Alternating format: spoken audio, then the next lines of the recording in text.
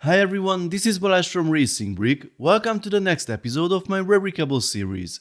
Today I've picked the relatively recent set, the 42177 Mercedes-Benz G500 Professional line, and checked out the alternative builds available on Rebrickable. Since I happen to have two more boxes, I decided to build two alternative models from Eric Trax, the Hummer H1 and the Unimog U4213. If you are a fan of agricultural machines or other heavy machinery, you've probably already seen some of his great custom builds, but today we will focus on the two latest B models. Both are premium instructions on Rebrickable, but we have prepared a nice surprise for you. There is an exclusive 30% discount coupon offered with this review, valid this week. You can find it at the end of the video and in the description as well. Let's start with the Unimog. The official version of this vehicle from LEGO was released 13 years ago and was a very popular model. Now you have the opportunity to build it if you already have the G500. Let's see some highlights of the building process. At this point, many features are already visible. We've got a central differential lock down here. This other lever operates a gearbox here. Up front, there is an inline 6-cylinder engine that's connected to the drivetrain. On the other side, this mechanism will control the steering. This is the rear axle with a lockable differential, and here's the steered front axle. So, here's the chassis with the two axles. You can see the suspension in action both at the rear and at the front. The steering works as I expected it to. This is the build at the end of the first book. We are still working on the chassis. The functions now have proper levers on both sides, and this will be the tipping mechanism of the cargo bed. The instructions were clear so far, with only a few challenging steps here and there. The only annoyance is this pin that was put in way too early. It falls out every time you turn the build upside down. Just put it aside until you're done. This is how the cab lifting system works, and this is its locking mechanism. And now it's time to mount the wheels. The doors have an interesting structure and a cool opening mechanism. The seats are also in place, and this is how the hand-of-God steering will work. Here's the cargo bed, we've installed it, and the build is finished. I think it looks great from all angles. The shape is immediately recognizable. Here it is next to the official set. The scale is not that different actually. There is a bigger difference to the G500, but I have to say that the color fits the Unimog much better. This time I didn't put the stickers on. We have the license plate here at the back, and I used the printed 2x2 tile at the front instead of the stickered one with the bigger logo. Let's take a look at the functions. There is hand-of-God steering with the knob on top of the cabin. The gearing is good. You can actually steer the vehicle while it's not moving, which is not trivial on some heavier models. There's a floating axle front and rear. The suspension is nice and bouncy and articulates well. The hood can be opened, and there's a tricky little lever to fold out that holds it in place. The entire cabin can also be tilted, as you've already seen, revealing the working engine. This mechanism can be used to lock the cab in place. The doors also have a locking mechanism. They can be opened, and we have a nice and detailed interior.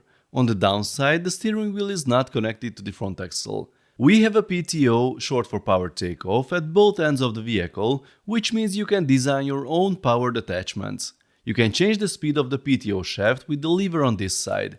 This is the slow position, this is the fast position, and there is a central neutral position in which the PTO is switched off. On the other side, there is the central differential lock. In this position, the front and rear axles are independent of each other, and in this position, the axles are connected. The rear axle also has a manual differential lock like the original set, but with a different locking mechanism. You can decide which one is easier to operate. This is the front hitch, which can be used for additional attachments. You can adjust the position, but be careful, don't try to grab the vehicle like this, because these parts here come off pretty easily. You can open both sides of the cargo bed by removing these cross axles. The tipping function can be operated with these levers, and with the quick swap of these few parts, we can even change the direction, which is a surprisingly clever feature. Now let's see the Hummer. This one is already built, and although it has the same wheels, the proportions and scale are very different from the Unimog. We will probably never see this vehicle as an official LEGO set, but if you have a G500, you also have a Hummer hidden inside that box. This might not be the best camouflage color, but it is a real eye-catcher. The vehicle has a hand-of-God steering knob on top, which is easy to steer despite its smaller size, and the steering also responds well. There are 4 opening doors, each with its own lock. You have to be careful when you close them though, because the locks have to be in the right position or they won't work. There is a fairly detailed interior with 4 seats and a dashboard. The steering wheel doesn't work here either. The hood can also be opened to reveal the custom-built V8 engine, which looks pretty cool.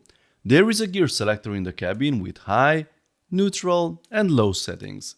Next to it there is another lever that operates the central differential lock. This is the unlock position and this is the locked position. The Hummer has independent suspension with a nice long travel. It's worth looking at the rear axle and seeing how the designer built a custom CV joint for it. It is a very innovative workaround for a B model. There is also an opening tailgate at the rear. So, here are the two alternative models with the original. I think they look great together.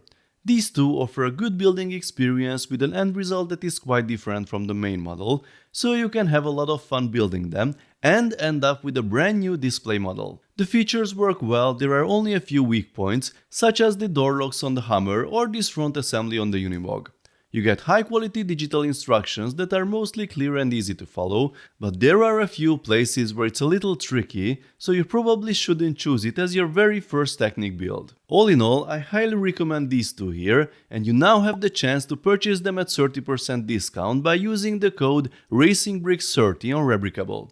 This code is valid until the end of this week. You can find the links to both instructions below in the description or in the pinned comment. Please let me know, folks, what you think of these custom B models, if you like them or if you are planning to build them. Let's talk about it in the comment section. If you enjoyed this video, then please give it a thumbs up and don't forget to subscribe with notifications, as there will be more exciting LEGO videos coming soon. See you next time, bye bye.